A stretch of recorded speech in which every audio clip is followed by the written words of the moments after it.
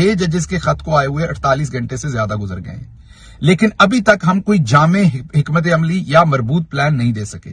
ہم نے ایک پریس کانفرنس ضرور کیا، لیکن ابھی تک ہم اپنی سینئر لیڈرشپ کی کور کمیٹی کا اجلاس بھی اس پر کر کے کوئی مربوط حکمت عملی مرتب نہیں کر سکے، اور وقت جو ہے وہ ہاتھوں سے ریت کی طرح نکل رہا ہے۔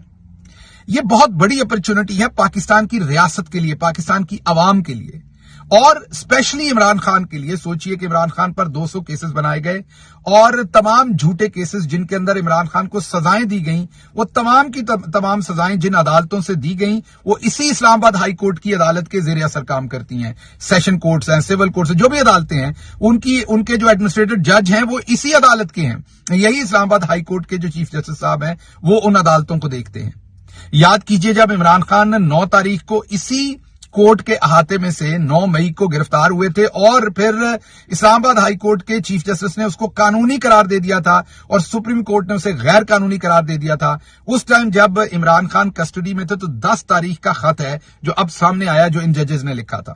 انہوں نے تبھی بتا دیا تھا کہ کیسے ان کے عزیزوں کو اٹھایا گیا، کرنٹ لگائے گئے، کیمروں میں، بیڈ رومز میں جو ہے وہ ڈیوائسز لگائی گئیں، کیسے ججز سے پریشر ڈال کے تمام کیسز میں جھوٹے فیصلے کروائے گئے۔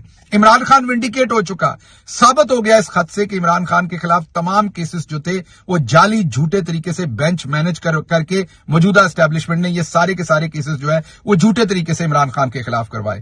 تو کیا ہماری ذمہ داری نہیں بنتی کہ اس مومنٹ کو ہم لیڈ کریں؟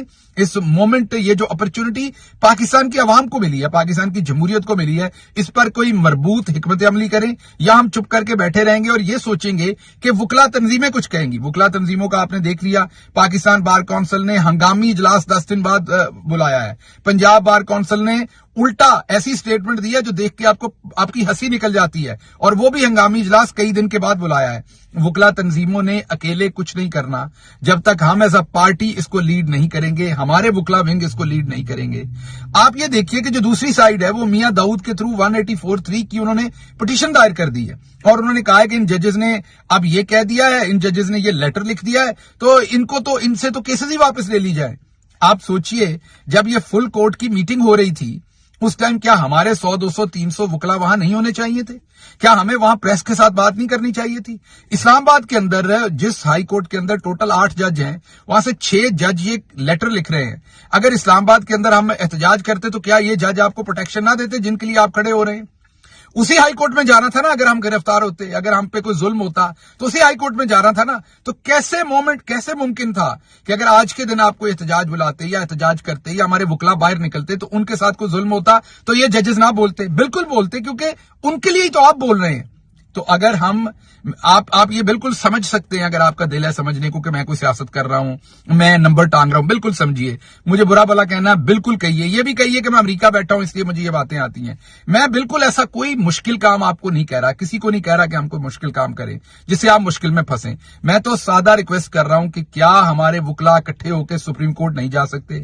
کیا ہمارے وکلا ہائی کورٹس کے سامنے نہیں جا سکتے؟ کیا ہمارے وکلا جو ہیں وہ عدالتی کام کا بائیکاٹ کرنے کی تحریک نہیں لا سکتے؟ کیا ہمارے وکلا جو ہیں وہ کوئی مربوط لائے عمل وکلا کنونشنز کا نیشنل کنونشن ہم اسلام آباد ہائی کورٹ کے اندر ہی بلائیں؟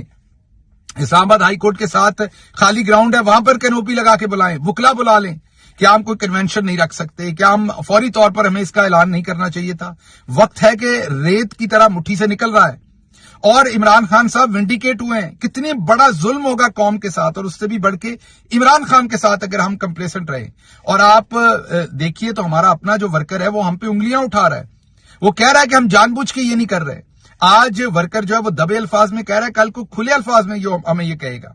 اس لیے اگر آپ کو میری کوئی بات بری بھی لگی ہے تو میں اس کے لیے معذرت خواہ ہوں، لیکن میری آپ سے گزارش ہے کہ ہمیں فوری طور پر اس پر ایک مربوط پلان دینا ہوگا۔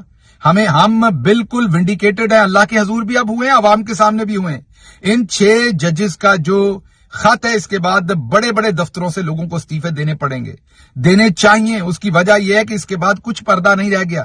ہمیں صرف اتنا کرنا ہے کہ ہمیں ان ججوں کے ساتھ کھڑے ہونا پڑنا ہے, ان کی آواز بننا پڑنا ہے. اگر میاں داؤد 184(3) کی پٹیشن کر سکتا تو ہماری طرف سے ابھی تک پٹیشن کیوں نہیں آئی؟ ہمارے جو وکلا کا ونگ ہے, جو ہم نے اتنے لوگوں کو ٹکٹیں دی, الیکشن لڑے, سارا آنکھوں پر وہ سارے وکلا, وہ کدھر ہیں سارے کے سارے؟ کیوں ہمارے آج چلے اور نہیں عمران خان صاحب کے جو کیسز ہیں نا, ان کے ساتھ 50 لوگ اپنے سی وی پہ لکھے پھرتے ہیں.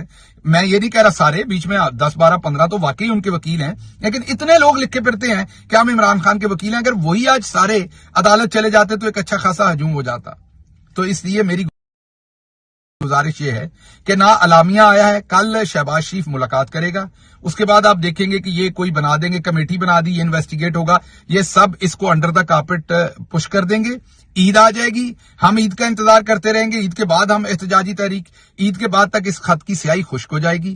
میں آپ سے دست بدست گزارش کرتا ہوں کہ ہمیں عمران خان کے بارے میں سوچنا چاہیے. وہ شخص اس قوم کے لیے جیل بھگت رہا ہے, اس سے بڑی زیادتی عمران خان کے ساتھ اور نہیں کی جا سکتی اگر ہم آج بھی خاموش رہے. اور اگر آج ہم خاموش رہے تو یاد رکھیے گا کہ پبلک سپیس پہ ہم سب, ہماری لائف پبلک ہے سب کی, عوام ہمیں کبھی بخشے گی نہیں, عوام ہمیں کبھی معاف نہیں کرے گی. انہیں سب نظر آ رہا ہے, انہیں نظر آ رہا ہے کہ ایک لیڈر جس کا نام عمران خان ہے, جو لڑ گیا, مر گیا, جس کے گلے پہ چھری رکھی ہوئی اور اسے کہا ہوا ہے کہ ڈیل کر لو, وہ ڈیل نہیں کر رہا. وہ سب کچھ کر گیا ہم سب کے لیے, اس پاکستان کے لیے, اور ہم اس کے لیے وقت پر احتجاج کی کال نہیں دے سکتے, ہم اس کے لیے وقت پر ایک پلان بنا کر نہیں دے سکتے. اس لیے میری دوبارہ دست بدست آپ سے گزارش ہے کہ پلیز, وقت گزر رہا ہے, اس کے اوپر ہمیں فوری طور پر ایکشن لینا چاہیے. یہ بہت